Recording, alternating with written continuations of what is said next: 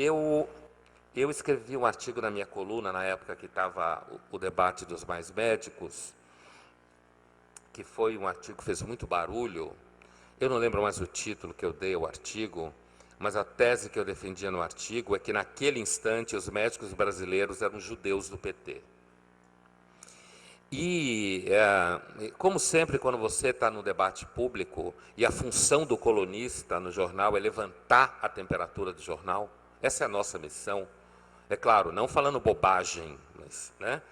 E o colunismo no Brasil, ele ficou muito fraco nos últimos anos. Depois que a gente perdeu o Paulo Francis, né? Que agora a gente está vendo, quando ele dizia que a Petrobras era uma baixaria, ele tinha razão, né? Mas na época ele não era jornalismo, ele não fazia jornalismo investigativo, então ele não tinha como provar, né? Mas o jornalismo no Brasil, o colunismo perdeu muita força, porque hoje as pessoas escrevem com medo. Elas escrevem com medo de ser processadas o tempo inteiro, elas escrevem com medo de perder o emprego, porque tem essa coisa de alguém se sente ofendido, alguém acha que você é malvado e que você não pode falar. Então, na realidade, o que domina muito o debate público, muitas vezes as pessoas são simplesmente politicamente corretas porque elas têm medo, elas querem pagar a conta, a escola das crianças, o condomínio, então elas preferem não entrar em confronto com coisa nenhuma. Então, no caso dos mais médicos, o que eu havia percebido, e não só eu, né? Eu estava um dia no almoço com meu filho é médico, oncologista, e a gente estava falando desse negócio dos mais médicos. Meu filho é um liberal conservador, assim, radical, às vezes mais do que eu, né? Ele, assim, está no debate nas redes sociais contra o PT e contra a esquerda, ele está, assim, super envolvido. É um médico, um moleque de 30 anos, novinho.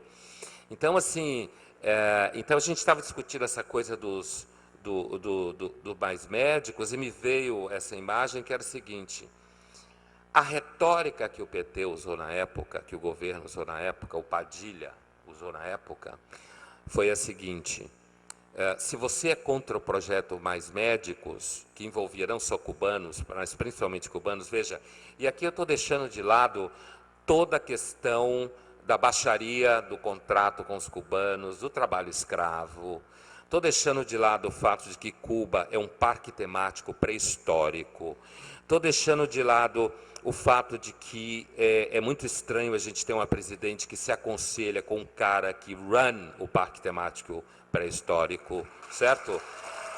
Eu não estou entrando nesse debate, né? Isso daí é uma outra chave que dava para a gente falar há muito tempo. Eu quero me ater aqui à retórica que foi utilizada com relação aos médicos brasileiros na época.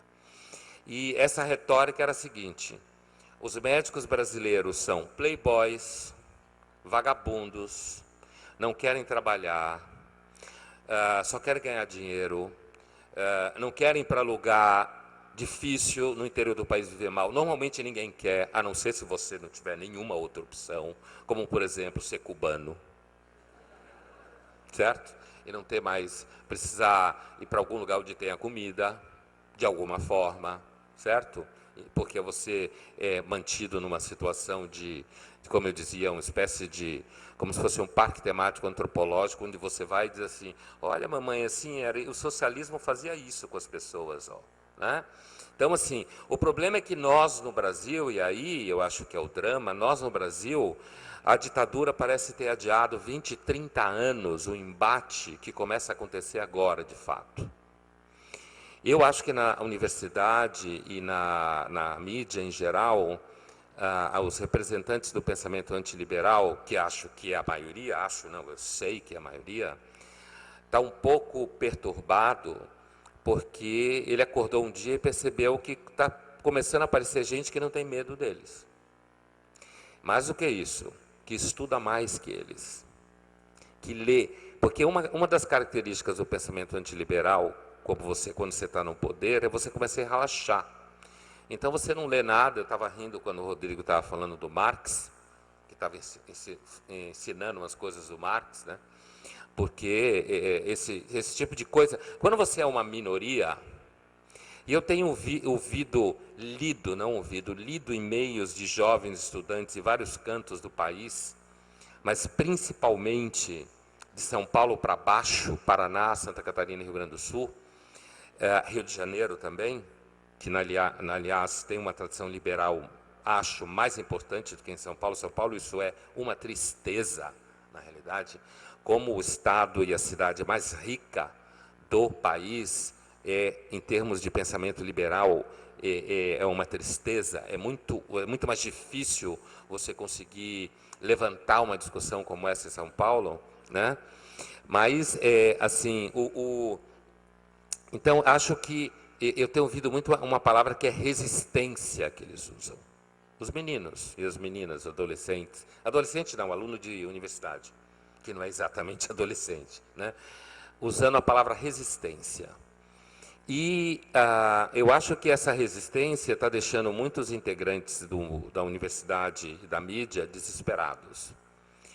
E a tendência é eles ficarem mais agressivos e quererem, de qualquer jeito, inviabilizar qualquer possibilidade de rompimento dessa tradição totalitária no Brasil, que permanece até hoje. Eu nunca tive tanta certeza que a verdadeira revolução no Brasil seria o Brasil virar capitalista.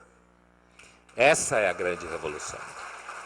Porque o Brasil, ele continua sendo capitania hereditária que passa pelo império, pela colônia, depois pelo império, depois passa pela república e vem até nossos dias, e os nossos dias são dias autoritários. E aí você vê na retórica era a seguinte: se você criticava algum aspecto técnico do programa Mais Médicos, você odeia o povo. Para mim tem assim, quando você fala muito na palavra povo, eu tomo cuidado quando eu estou te ouvindo, porque quem fala normalmente em povo é porque está querendo dizer que é um defensor do povo e que você é ruim com o povo, você é malvado, né?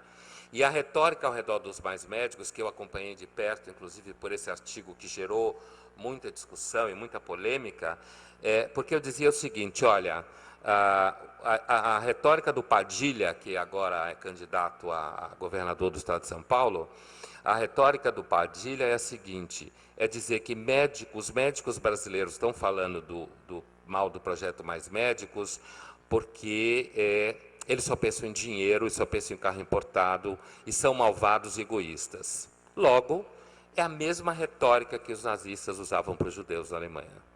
A mesma retórica. Todo governo totalitário tem um tipo de prática retórica que é a seguinte: no debate público ele tem que fazer você parecer mal. E veja, os sistemas totalitários, todos que existiram, todos se pensavam como agentes do bem.